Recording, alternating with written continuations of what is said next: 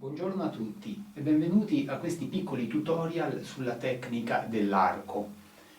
Oggi vorrei parlarvi di come si tiene l'archetto, perché mi sono reso conto, nella mia esperienza e durante le mie lezioni, che molti violinisti amatoriali, ma anche molti professionisti, molto spesso hanno dei problemi nel tenere correttamente l'archetto e a volte succede che perfino quando si suonano dei brani complessi vengano fuori delle problematiche di tenuta dell'archetto.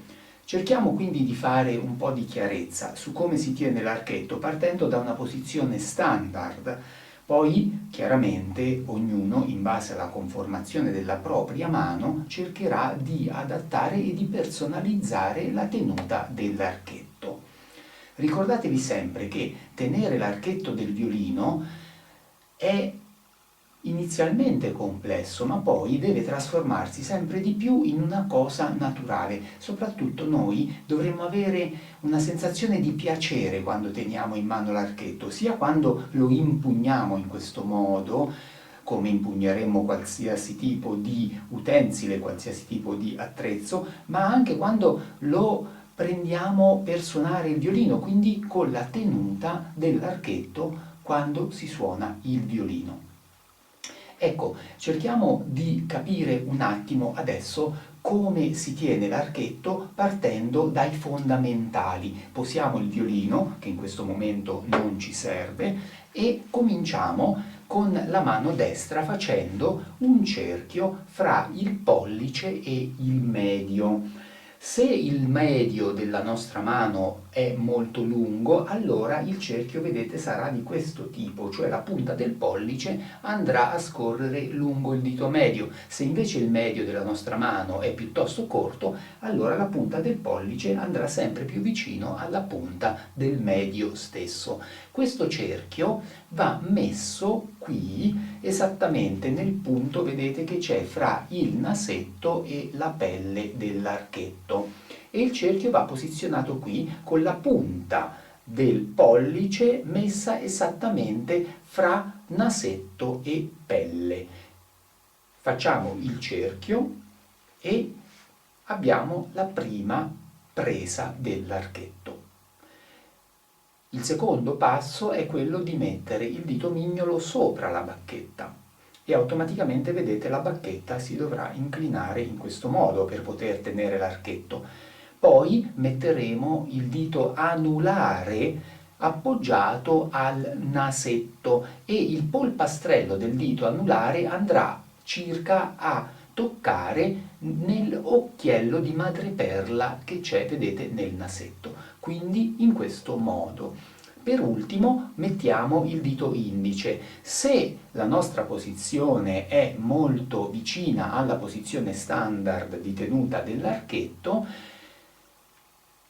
la nostra mano, vedete, dovrà essere più o meno in questo modo e il dito indice dovrà toccare la bacchetta più o meno all'altezza della seconda falange.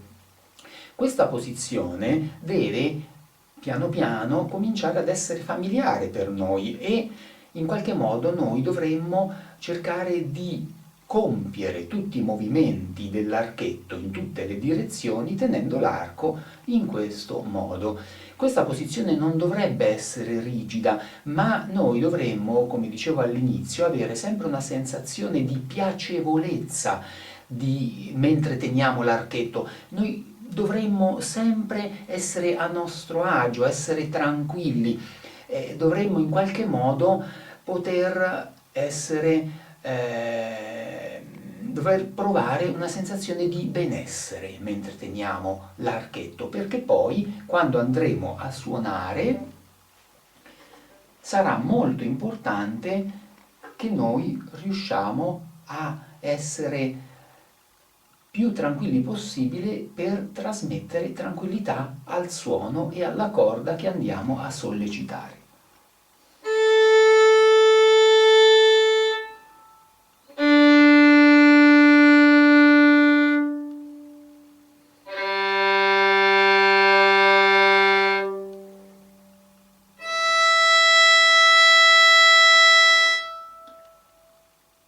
Questo semplice esercizio con le note lunghe su ogni corda già ci dice se noi siamo tranquilli nel tenere l'archetto e se il nostro modo di tirare l'arco risulta fluido e se il suono chiaramente che ne consegue è di buona qualità. Noi dovremmo essere a nostro agio e dovremmo essere tranquilli mentre tiriamo l'arco, sia quando suoniamo al tallone, sia quando suoniamo alla punta, scusatemi, sia quando suoniamo alla metà, volevo dire, sia quando suoniamo alla punta. E quando facciamo note lunghe su tutte le corde, in giù e in su, il suono deve essere sempre fluido, privo di fermate improvvise e privo di impuntature.